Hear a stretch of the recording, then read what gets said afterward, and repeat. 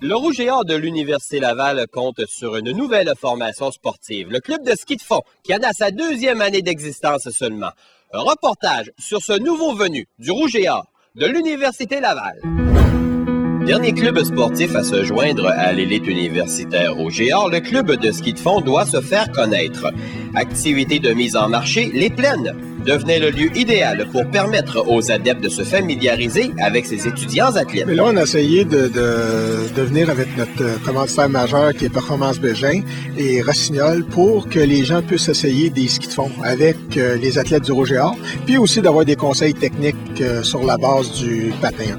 Jeune formation, on vise déjà haut pour cette équipe. Oui, on a commencé l'année passée, mais ça s'est mis vraiment en marche cette année. Puis là, on va faire des compétitions aux États-Unis, puis le championnat canadien à Whitehorse au Yukon cette année. Ça veut dire que puis l'équipe est de plus en plus forte parce que on a réussi à aller chercher des membres de l'équipe du Québec qui sont membres du Rouge et Or.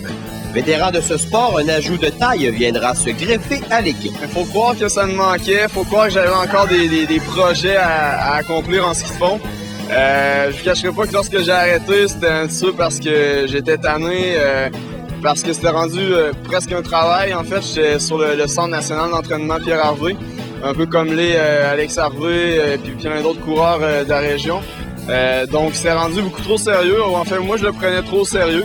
Et puis, j'ai eu besoin de vivre des choses différentes, ce que j'ai fait. Mais là, vraiment, je me retrouve cette année. Puis vraiment, je retrouve ma vraie personnalité. Je suis un skieur de fond avant tout. Du temps libre pour cet étudiant en intervention sportive, pas beaucoup. Ça fait 2 ans que je suis professeur au collégial.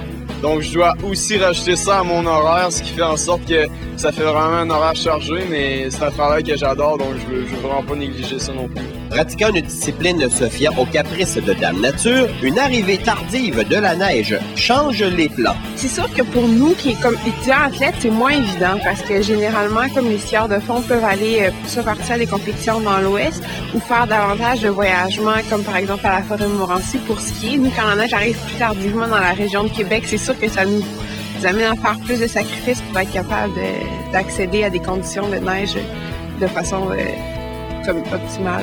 Avantage intéressant, le calendrier dose bien l'aspect études et compétition. Généralement, ça se fait assez bien. C'est sûr que ça demande des compromis, ça demande des sacrifices. Je dirais que durant la saison comme d'hiver, ça se fait quand même assez bien parce que on a comme vraiment notre gros des compétitions qui sont en janvier, février, mars. Puis les examens de fin de session arrivent au mois d'avril. Fait que de cette façon-là, dans le fond, avec assez de discipline, on est capable de pas trop prendre de retard pour arriver prêt pour les examens de fin de session. Par ailleurs, la présence de certains collègues lors des Jeux olympiques ne rendra pas trop nostalgique le jeune homme natif de Lévis. C'est sûr, moi, je veux jamais vivre avec des regrets. Je vous cacherai pas, par contre, que c'était à l'origine, c'était mon objectif premier lorsque j'étais sur le centre national. Aujourd'hui, quand je regarde ça, je vais avoir plusieurs de mes amis, de mes anciens compétiteurs qui vont être à Vancouver 2010. Moi aussi, je vais y être, mais à titre de spectateur. Donc, c'est ça, ça fait un petit pincement au cœur, je vous le cacherai pas. Mais j'assume totalement les choix que j'ai faits. Écoutez, j'ai 26 ans, j'ai déjà un baccalauréat en poche.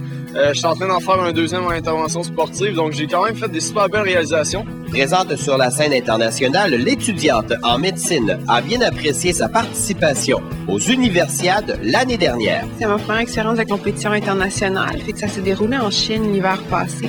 Juste le voyage, puis tout le décorum qui est autour d'un événement comme ça, c'était vraiment génial. Ce qui était le fun, c'est qu'il y avait des athlètes de vraiment de haut calibre, des athlètes qui avaient participé à plusieurs coupes du monde, puis de participer dans le fond avec vraiment tous des athlètes universitaires, puis de rencontrer les gens des autres sports, des autres pays, ça a été une expérience vraiment enrichissante pour moi. Cherchant toujours à se développer, un nouveau circuit québécois offrira de belles possibilités. On est en train de travailler d'avoir un circuit provincial. Cette année, il va y avoir un championnat provincial universitaire qui va avoir lieu au Mont-Harford.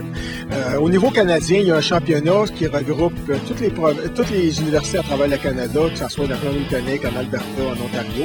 Ça veut dire, l'année passée, on a même une équipe en relais qui est terminée 2e. C'était 2 membres de l'équipe du Québec. Le circuit provincial commence déjà à s'améliorer parce qu'il y a l'Université de Sherbrooke qui s'est fait rajouter, il y a l'Université de Montréal qui a parti son équipe, il y a l'Université de Trois-Rivières l'année prochaine qui part. C'est sûr que pour les autres compétitions au niveau universitaire américain, c'est un autre paire de manches parce que là, on parle de NCAA. Comme là, la semaine prochaine, on s'en va courir au Vermont à Lake-Placide. Puis ça, c'est la division 1. Ça veut dire les meilleurs au pays sont là. Il faudra sûrement appliquer le vieil adage. C'est avec les meilleurs qu'on s'améliore.